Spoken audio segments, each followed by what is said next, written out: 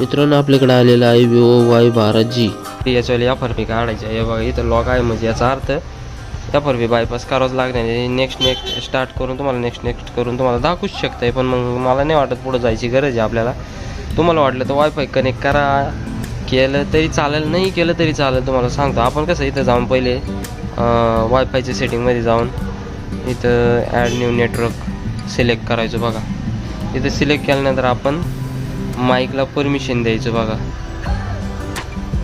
तर माईकची परमिशन घेत नव्हतं ते, आता कशी काय घेतली त्यांनी मला काही कळालं नाही. आपण सॉरी मित्रांनो, वायफाय कनेक्ट केलं नाही. वायफाय कनेक्ट करा.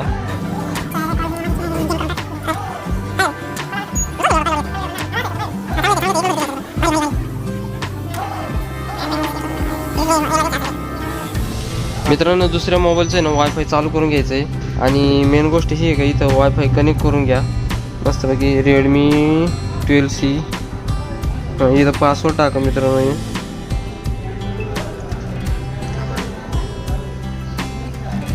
काही नाही चालू.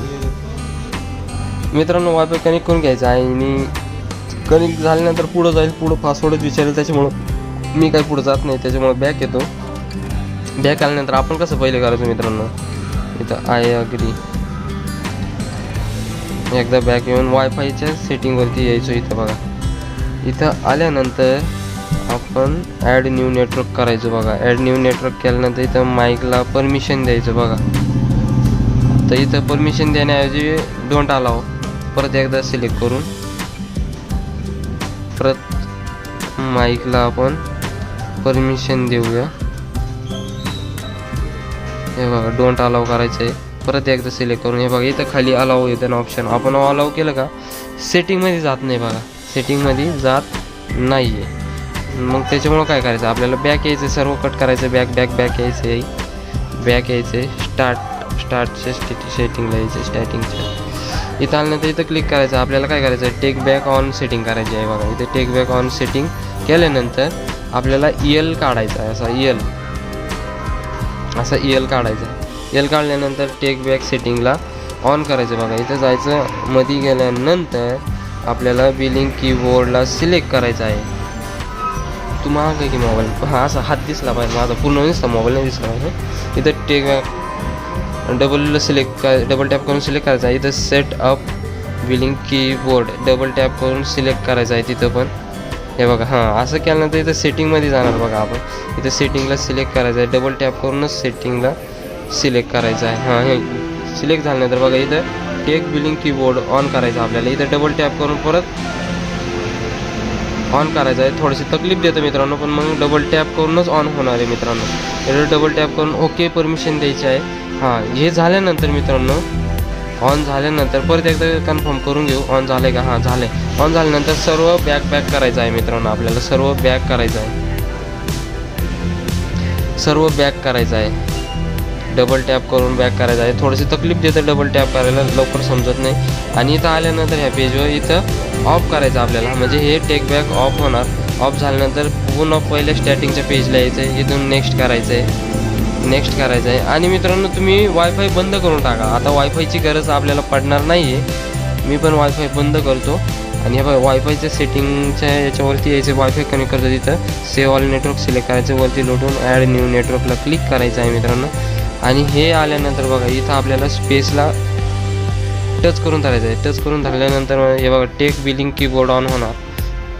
हां असं ऑन झाल्यानंतर take on the accessibility setting select करायचं आहे. सिलेक्ट केल्यानंतर बघा आपल्याला इथं असेंब्लिटी मेनूला सिलेक्ट करायचं आहे आणि हे ऑन करायचं आहे आणि अलाव करायचं आहे मित्रांनो. अलाव केल्यानंतर गॉट इट म्हणायचं आहे. आणि मित्रांनो बघा इथं आपल्याला हे ऑप्शन आलेले आहे. ऑप्शन आलं म्हणजे आपलं काम झालं आहे. मग बॅक यायचं आहे मित्रांनो. तुम्ही बॅक करा किंवा नका करू, माझ्यामध्ये बॅक तर करून घ्या. तुमच्या पद्धतीने तुमचे करा. आणि मग इथं आपल्याला सिलेक्ट करायचं आहे. हे बघा टेक बॅकला सिलेक्ट करायचं आहे आणि असिस्टंटला ओपन करायचं. ओपन केल्यानंतर आपल्याला काय बोलायचं आहे, ओपन यूट्यूब. आणि तुम्ही वायफाय डिस्कनेक्ट केलं तरी चालेल तुमच्या पद्धतीनं. आणि इथं जायचं आहे मित्रांनो, असिस्टंटला सिलेक्ट करायचं, ओपन यूट्यूब.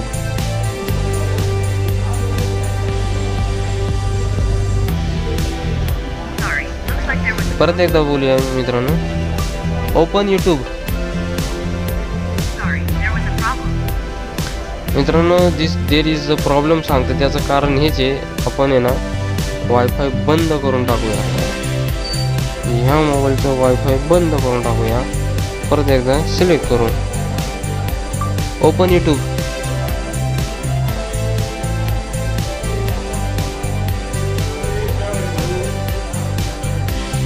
मित्रांनो प्रॉब्लेम देते, सॉरी बाबा.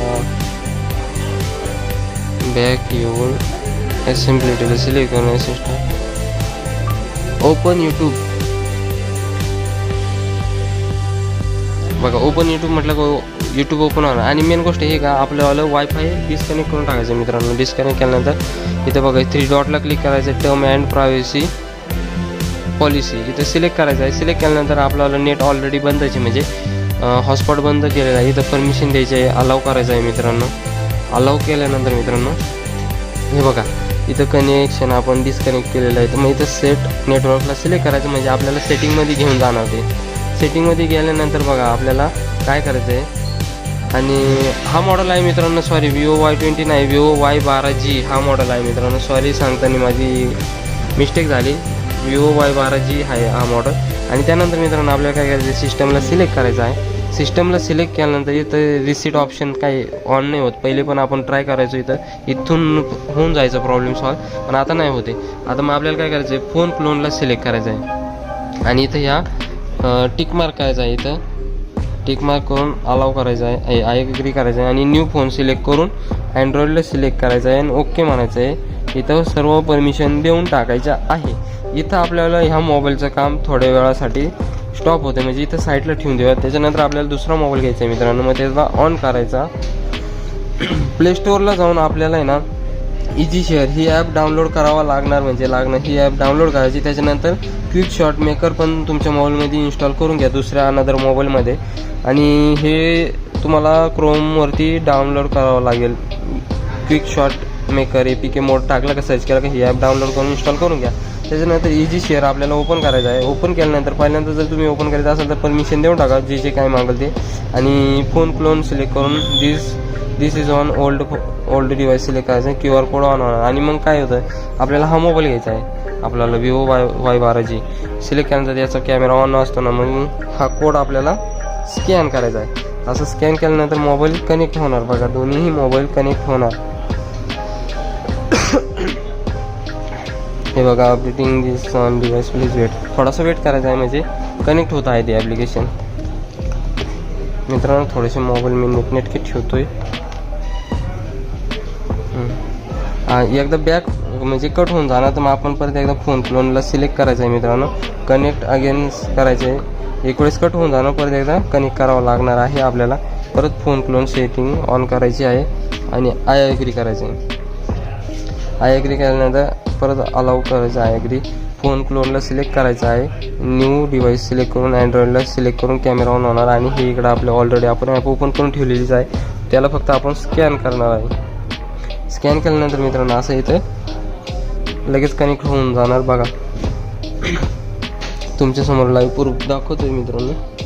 इथं सर्व सिलेक्टेड आहे, तर आपण डिसिलेक्ट करू, म्हणजे मग आपल्याला फक्त इथं एक ॲप्लिकेशन आहे बघा क्विक शॉट मेकर. ही आपण ह्या मोबाईलमध्ये इन्स्टॉल केलेलं आहे ना, याला टिक मार्क करून ओके म्हणायचं आहे मित्रांनो.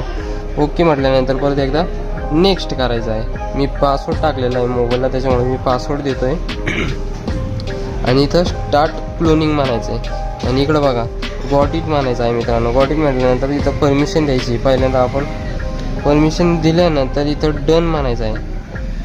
आणि हे बघा झालं. आता ह्या मोबाईलचं आपलं काम संपलेलं आहे. ह्या मोबाईलचं काम संपलेलं आहे. मग इथं आल्यानंतर मित्रांनो इथं क्लिक करायचं आहे आणि ॲपला सिलेक्ट करायचं आहे आणि इथं ओपन म्हणायचं आहे मित्रांनो. ओपन म्हटल्यानंतर मित्रांनो इथं आपल्याला थोडं वेट करायचं आहे. लोड होतात ॲप्लिकेशन. आणि थोडं स्क्रोल डाऊन करायचं, म्हणजे वरती स्क्रोल करायचं आहे असं. तिथं वरती सर्च केलं तरी चालेल, पण आपण इथं फॅक्टरी टेस्ट बघा, फॅक्टरी टेस्ट याला सिलेक्ट करायचं आहे. इथं सिलेक्ट केल्यानंतर आपल्याला व्हर्जन टेस्ट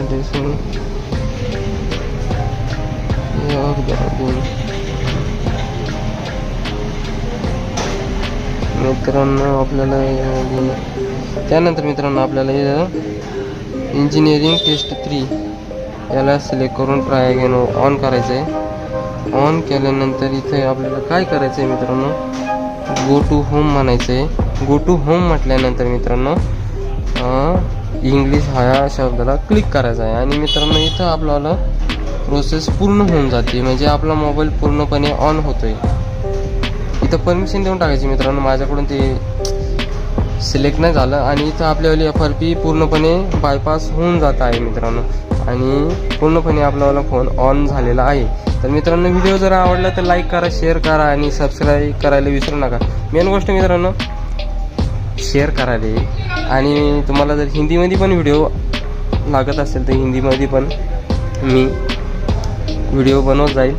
आणि व्हिडिओ जर आवडला तर लाईक करा आणि मित्रांनो तुमच्यासाठी व्हिडिओ नवीन देतच जातो. चला व्हिडिओ आवडला तर लाईक करा. सॉरी मित्रांनो काही चुकी झाली असेल तर.